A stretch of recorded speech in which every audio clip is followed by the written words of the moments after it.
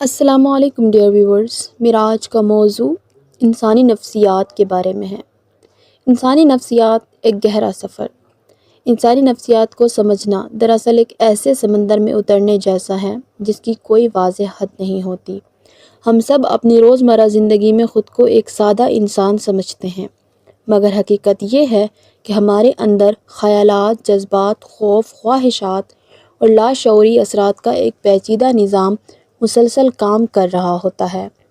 ہم اکثر یہ سمجھتے ہیں کہ ہم جو فیصلے کرتے ہیں وہ ہماری مرضی سے ہوتے ہیں، لیکن اگر ہم گہرائی میں جائیں تو ہمیں معلوم ہوتا ہے کہ ہمارے بہت سے فیصلے ہمارے ماضی کی تجربات، بچپن کی یادوں اور ان کے احساسات سے جڑے ہوتے ہیں جنہیں ہم خود بھی پوری طرح نہیں سمجھ پاتے۔ انسانی دماغ کی سب سے دلچسپ بات یہ ہے کہ یہ ہمیشہ ہمیں محفوظ رکھنے کی کوشش کرتا ہے، چاہے اس کے لیے اسے ہمیں پریشان ہی کیوں نہ کرنا پڑے۔ یہی وجہ ہے کہ ہم اکثر منفی باتوں کو زیادہ یاد رکھتے ہیں۔ اگر کسی دن ہمیں 10 اچھی باتیں سننے کو ملیں اور ایک بری بات، تو ہمارا ذہن اسی ایک بری بات کو پکڑ لیتا ہے اور بار بار اسی پر سوچتا رہتا ہے۔ یہ عمل ہمیں ماضی کی غلطیوں سے بچانے کے لیے ہوتا ہے، لیکن اکثر یہی چیز ہمیں آگے بڑھنے سے بھی روک دیتی ہے۔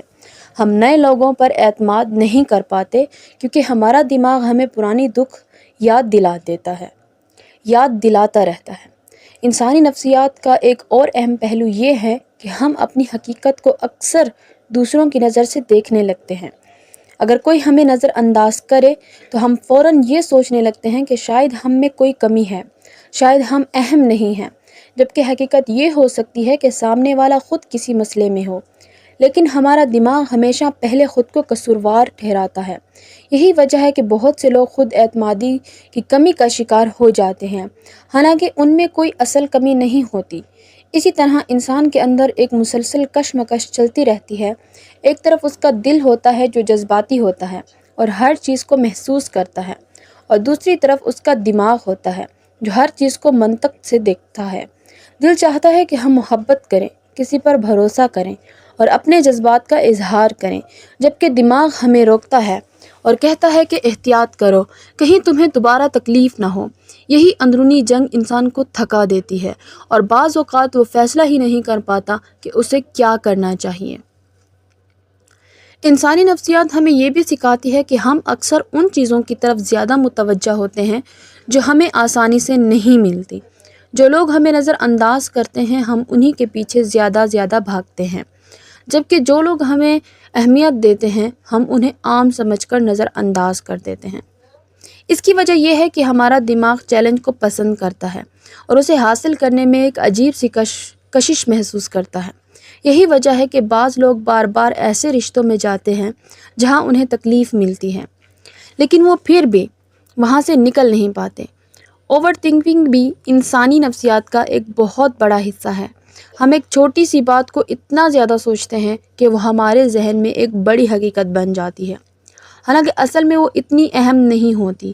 ہم کسی کے ایک جملے کو بار بار دہراتے ہیں، اس کے مختلف مطلب نکالتے ہیں اور خود ہی اپنے دل کو پریشان کرتے رہتے ہیں۔ یہ سب اس لیے ہوتا ہے کیونکہ ہمارا دماغ خالی جگہوں کو خود سے بھرنے کی کوشش کرتا ہے، چاہے وہ اندازے غلط ہی کیوں نہ ہوں۔ انسانی نفسیات کا ایک اور گہرا پہلو یہ ہے کہ ہم سب کو قبول کیے جانے کی شدید خواہش ہوتی ہے۔ ہم چاہتے ہیں کہ لوگ ہمیں پسند کریں، ہماری تعریف کریں اور ہمیں اہم سمجھیں۔